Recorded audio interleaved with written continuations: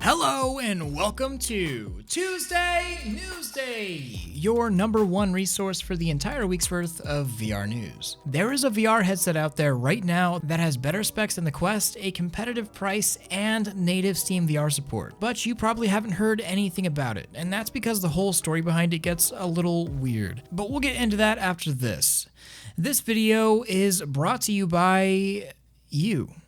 I usually thank all of my Patreon supporters at the end of my videos, but I really want to thank everyone that has supported this channel, whether it's through watching these videos that I upload throughout the week, joining in my Discord, or watching my Twitch, and of course contributing through Patreon. I've been able to keep this channel Raid Shadow Legends free for all this time, and I really wanted to say it truly couldn't be done without all of you. I am adding new perks to my Patreon, like exclusive Patreon game nights and VR meetups, as well as some small tokens of appreciation being sent out soon. So if you'd like, links to my Patreon are below. But of course, you just being here right now, commenting on this and liking this and sharing the VR love is way more than enough. And that's all from today's sponsor, you. You make it all possible. But enough with the pesky advertisements, let's just get right into the news. Oculus is celebrating their 1-year anniversary of the Oculus Quest and Rift S, and have a number of pretty great things for the community, as well as some updates on revenue numbers made by Oculus titles. First off is the biggest thing. Remember last week how I talked about hand tracking is actually feeling like a good feature now, not just some gimmick? Well, that's for good reason, and it's no coincidence that the quality of hand tracking feels vastly improved over the original demo that I tried out last year. Oculus is now moving the hand tracking feature out of experimental features, and it's now a fully supported base feature of the Oculus Quest. That means that starting this month, full games will release on the actual Oculus Store that take advantage of that hand tracking. No more need for side quests if you want to try out some hand tracking demos. One of them that I'm excited about is Waltz of the Wizard, one of the best looking implementations of this technology. Starting May 28th, third-party games can be submitted to Oculus that use hand tracking as their sole method of controller input, and that's some pretty good stuff. And by the way, since I know that people will be asking about hand tracking on the Rift S, I wouldn't hope for it too much. I'm planning on making a State of Rift S and Quest video detailing exactly why this is the case, but at least in this update, Oculus has said nothing regarding the Rift S and hand tracking. And that probably has to do something with this. Oculus announced that more than $100 million worth of content has been sold on the Quest Store alone within the past year. And apparently, Facebook is thrilled to share that more than 10 titles have generated over $2 million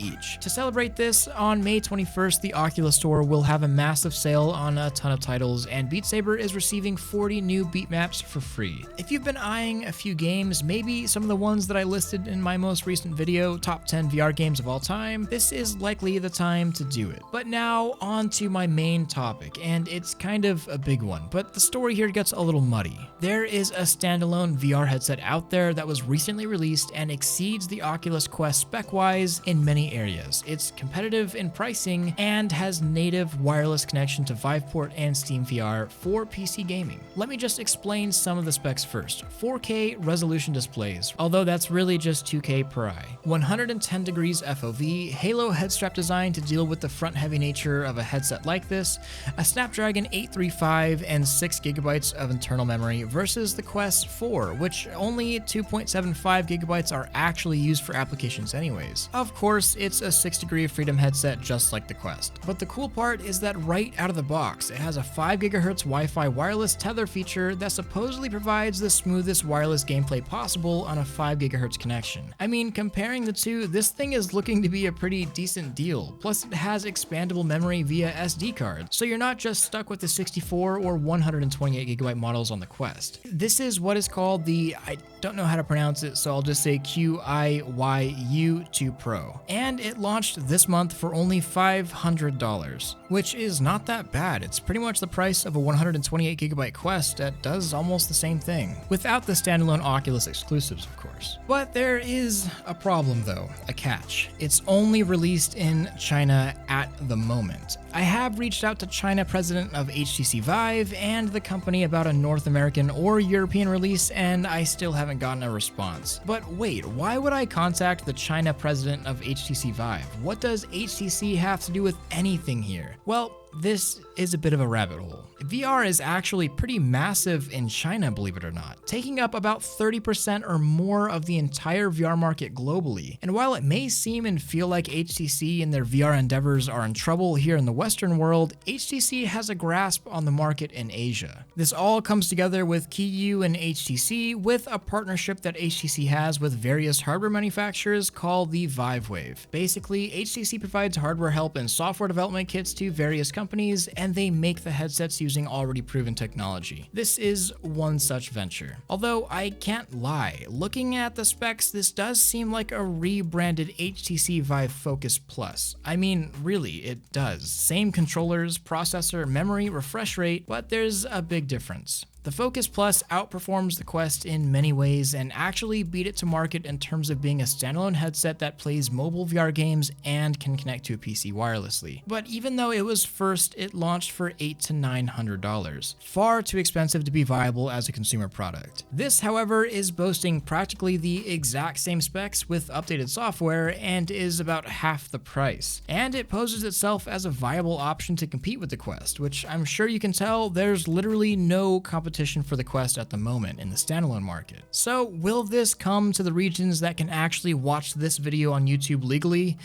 Likely. And even if it doesn't, we can expect one that is similar to come soon, especially with the advent of Snapdragon's XR2 chips. China will likely end up leading the VR market in terms of 5G technology and completely wireless standalone headsets very soon here. I mean, it's literally the mission statement of this company. Quote, utilizing its advantages in 5G and AI technology, IQIYI will continue to invest and lead the trend of VR as an entertainment experience. End quote. It's just a matter of time when these companies and technology will begin arriving for us in NA or EU. Because when they do, your smartest choice for your next VR headset might not be an Oculus or Valve option, but instead whatever Chinese manufacturer comes here first and with the best product and price. Competition's about to get hot. And now it's time for a meme break! I'm not sure if you guys have seen this clip of a guy probably trying out VR for the first time and using an actual plank to do Rich's plank experience. But let me just press play.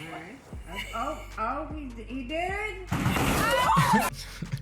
Yikes. It's just about as bad as the time I broke a monitor when celebrating the end of a 24-hour stream and crashed into my VR setup. VR can be dangerous. Be safe out there. And now, back to the news. There happens to be more giant updates for the Quest in the form of the Oculus Link cable. When the Link cable was first introduced, Oculus put strict guidelines and restrictions on what cables you'd be allowed to use to make your Quest function as a PC VR headset. This was done for obvious reasons. You don't want people hopping into PC VR and having a bad experience because their cable wasn't good enough, and they'd end up just writing off VR as being bad. Well, those restrictions have been almost entirely lifted now. You can now use any USB-C cable to play your PC VR games on the Quest, even if it didn't make USB 3.0 standards that were required before. While this definitely sounds awesome, wouldn't it affect the quality of gameplay between using USB 2.0 versus USB 3.0? Well, in my testing and many others, absolutely not. At least not in any perceivable way. This is pretty incredible considering you could actually use the cable that comes in the box with the Quest to charge it if you wanted to as a link cable. All of this is pretty awesome news as it just makes things easier on everyone involved. I will mention though that USB 3.0 is still recommended by Oculus, and I haven't tested every scenario with Oculus Link and a USB 2 cable, but during the time that I did test it did seem stable and was just as clear as using my 3.0 cable. Speaking of the Quest and its availability, Google has been taking down fraudulent listings of VR headsets, particularly for the Oculus Quest. Look, I know you want your VR headset badly, and you've been saving up money for it, and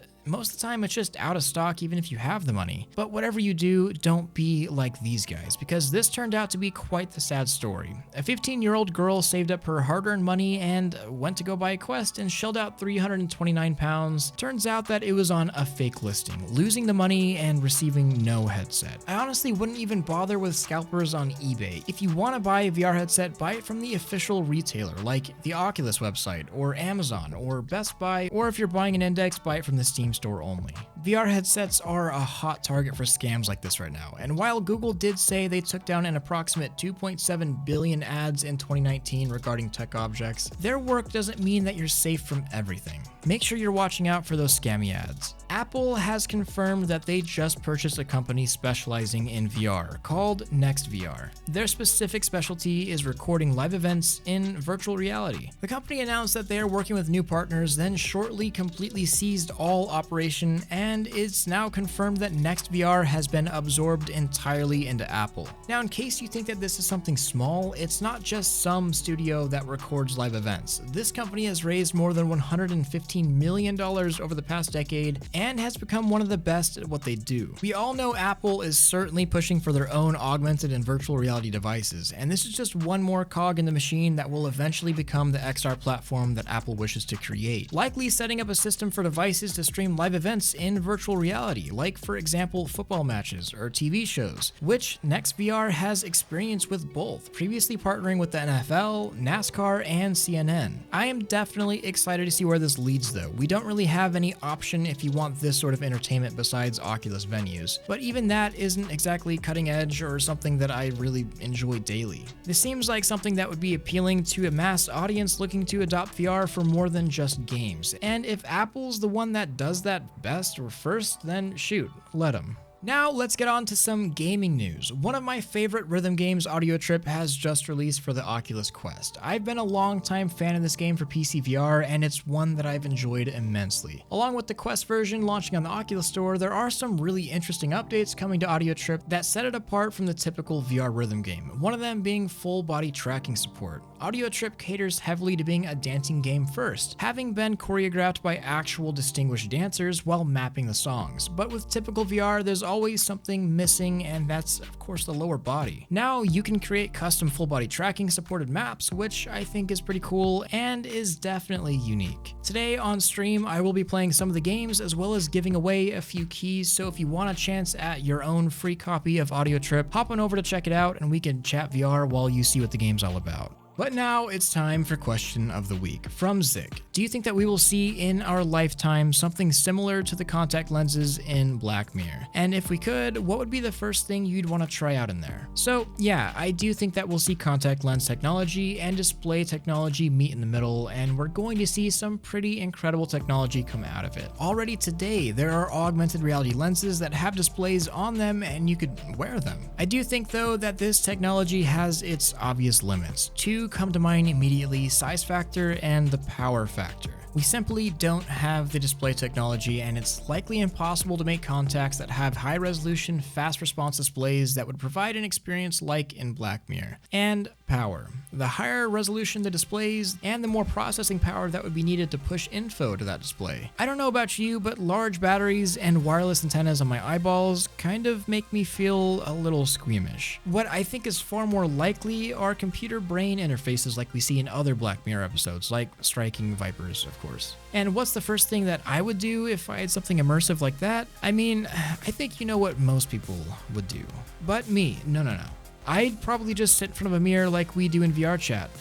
A Black Mirror, that is. And that was question of the week. Make sure to leave your own question of the week below in the comments, and I may just answer yours next if it's good enough. And also, don't forget to stop by my Twitch stream today. We will be playing Audio Trip and talking VR, and of course there will be a key giveaway for quite a few Audio Trip keys, so stop on by for a chance. Of course, thank you to all of my Patreon supporters, especially my Omegas like Zimp, Very Evil Shadow, and Benji. I couldn't be doing any of this without you.